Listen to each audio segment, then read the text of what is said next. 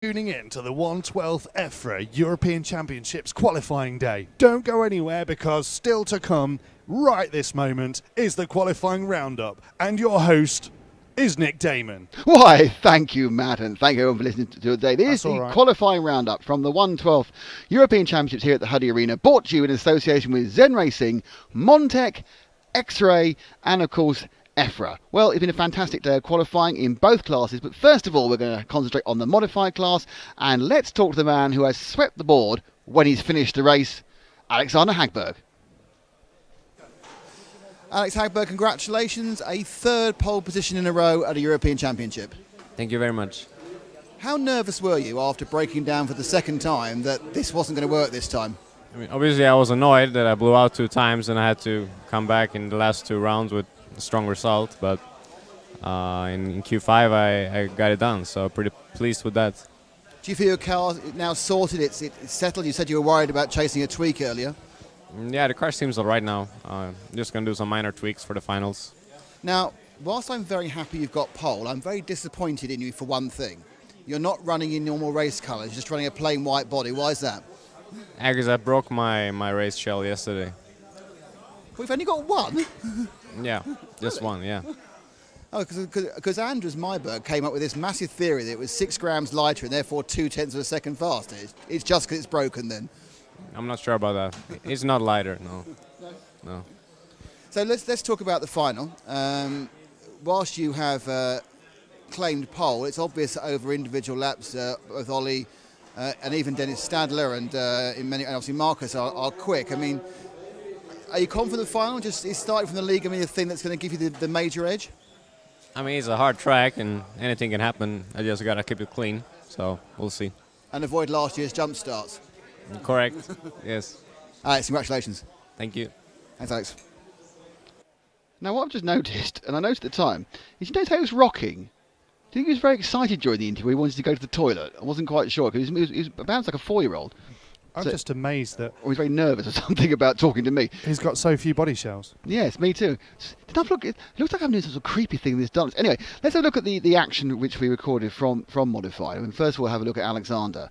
Some pretty good racing action, of course. When the car ran, the car was great. And it really was, if you look at it now, it's balanced. This is off the side. I think this is qualifying 3 when he didn't break down. But the thing looked beautiful the whole time. And really has been the class of the field. But there's only been very small difference between him and Ollie Jeffries, who's coming up now. So Jeffries, that's actually, that wasn't Jeffries, I got that completely wrong. Leading in, that's actually Marcus Mobers, who of course we just saw right at the last minute claiming the 3rd place on the grid. Now Marcus has been chasing the handling the entire time. He's had some issues really with the track changing so much. And whilst he's done well in stock, as you'll see later, I think he's found running both of them a bit of a challenge. Who else have we got in the modified run? Ollie Jeffries, there's a surprise. Now Ollie, of course, same car as Alex, same chance to do well as Alex, but really when it comes down to it, you kind of think that you stick them over 8 minutes. Yes, over a lap at the same speed. Perhaps over 5 laps, Ollie's a few hundredths faster. But it does seem there's that extra mistake in Ollie's driving, that little clip. And this track, which is so unforgiving, even the lightest touch, though of course it was 2 complete breakdowns to 1 in Hagberg's favour, of course, Ollie is going to need to really find a new mental attitude in the race. But starting second, behind Hagberg, he's got a real chance because he can hang on to his tails. If he can just get his mind in gear, he's not going to worry about pace. He's got the pace of Hagberg. It's all, does he actually have the ability to hold it together for 8 minutes? So now who's next in this exciting cornucopia modified? Levenen. Levenen, what a disappointment. Levenen's down in 5th in qualifying, the 2011 qualifier winner with the Now Levenen, we kind of thought he was going to be absolutely fighting for the pole, and on lap by lap he has, but he's found it completely impossible to actually put together any sort of example there, clipping a barrier. Absolutely impossible to put together any actual run of substance. Every time there's been a few accidents, there's been a few mistakes, and it's really not done him any good whatsoever. So Levenen must be disappointed with his performance. And then finally, the man who just disappeared, and that's Hooper Honegor. Hooper is, you kind of think Oh no, so this is back with Hagberg. Well, I'm going to talk about Hooper because he was riding a white shell as well. Hagberg, you see, has disappointed with his white shell, as you know. We're very upset about that because he wanted his green one, and he did tell us it's because he hadn't got enough spare shells. Well, I find hard to believe. I suppose it's the last race of the year, and he could have broken all the other ones. Honegal, now to X-Ray, very disappointing. He modified, qualifying down in 7th, just not what you expect, like those shoes really. So that's the end of the modified qualifying. So we look forward now, really. So Lebanon and Vogel and Honegal and Teat. So it's really important, I think, that we move into the modified and we get ready now to talk about the stock. So in stock, it was a really exciting kind of combination. We never knew to the last round who was going to be fastest. Honegal much better in stock than he was in modified. So let's have a look again. Who was it who got the pole? Why? It was Marcus Mobers. Marcus Mobers still fiddling with your modified car, but you've just claimed pole for the stock championship. Hard fought with Hoopo there. Yeah, that was not an easy one, but I expected it's going to be close, like always when I race against Hoopo in stock. So I was lucky. He made some mistakes. I didn't make any mistake, but it's going to be close in the finals, I'm pretty sure. Last night it looked like it was going to be Laurent Alexander who's going to be your main rival, but he just faded away. Did that surprise you? Has the track changed a lot? Have you been chasing the track? Track changed a lot. I have to say I'm struggling a bit now too with the rear tire compound, because my car actually now was really, really good the first 2 minutes. I could pull away, but then they seem to gum up on the rear, and the car is like hiking and hooking. So we are trying different rear tires now for practice tomorrow. Now, it's a good point. You've got one practice, and the track always gets gooey and gooey. I mean, normally the practice is just annoying, isn't it? But this time it's really important. Yeah, it's really important, yeah. And also my teammates will try some different rear compounds, so we'll see.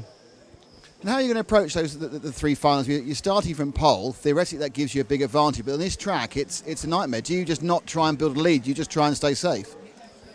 Well, if it's going to be like today, and my car is that good the first 2 minutes, I'm going to try to pull away to have a gap, you know, because then you can drive much easier. But we'll see what happens. I mean, anything can happen on this track.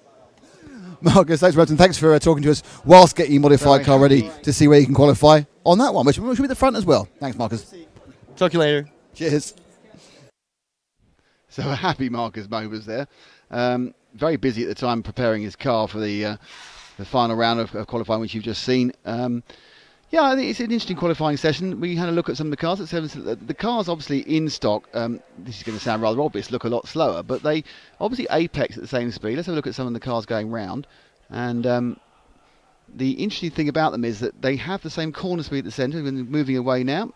And first off will be young Marcus using his white body shell. There's a lot of white body shells. So the thing to remember about the stock is the apex speed is the same. And this was a very hard fought. Last night, we thought Laurent was going to be in with it. He's had a bad day today. And Mobers has managed to get 3 0 scores, or 3 wins, and Honegal got 2. And Mobers is doing a lot of driving, as is Honegal. But great performance by Mobers. And I think he's probably more chuffed than the man in the hat's allowing us to believe.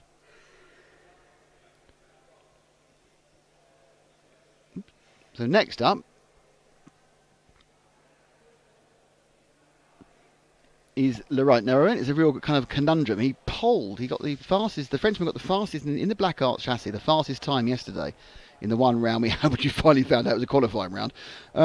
But today, you know, he started well. Round 2 second, round 3 second, then round 4 fifth, round 5 eighth, and round 6th he was, you know, came fourth. He just the speed is completely melted away from that car, that chassis and tyre combination. Now he's going to have to go away and have a real think. He's got a couple of practice finals, because he's got one for modified and one for stock, to really work out what to do to try and sort the car out. So Laurent, slightly disappointing. Now this is Honegal. Honegal, in stark contrast to his modified performance with the X-Ray, and of course he's the reigning European stock champion. Suddenly came on massively strong in the middle of the day, got 2 top scores, and in that last round he was going quite well, so he started hitting things. He also has oscillated between a white body shell and his normal racing colours, but certainly, you know, a lot of chassis changes recently for Hoopo. He's not resettled in the factory, but he must be happy with second on the grid. You know, he's behind Mobers, and I do think this stock final is going to be an absolute slugfest between those two and possibly some others. including this man, Martin Valanka. Valanka's qualified 4th in the silver car. The Austrian, who I think defines defines versatile, in that last week he was with us at the Neo event doing 1/8 off-road, and now he's here doing a bit of 1/12 carpet racing. I think if he gets a good start, then he's got a chance. I don't see him being a great one for fighting through the pack. So that's really it for our review of qualifying. We try to make it brief and fast. You get to see some of the cars going around. Do not forget that we are back on the air at 9:45 tomorrow. Or, if you're watching this sometime in the future on a stream, who knows? You could just go and find the Finals Day stream. This could be a little precursor to what happened like 19 years ago. Who knows? We have a digital image which, somebody from the year 4900 will be watching this and going, what's electricity? Who knows? That's the wonder for the web. But anyway, we're back in tomorrow morning. I think they're going to have some fantastic fun. We've got 33 races we'll show you tomorrow. They're all finals. They're all fun. There's going to be action in all of them. Hagberg must start, huge favourite for Modify, because it's going to take someone to stop him, whereas I think in this stock championship, you just throw up a few beans in the air and work out what's going to come down, because they're all so much of a muchness, it's going to be down to individual mistakes. Anyway, this is the qualifying roundup for the 112 Track Euros 2016 here at the Huddy Arena. Thank you to Zen Racing, thank you to Montec, thank you to X-Ray, thank you to EFRA, thank you to James Parry, thank you to Matt McCallum. My name is Nick Damon. See you tomorrow or in the future.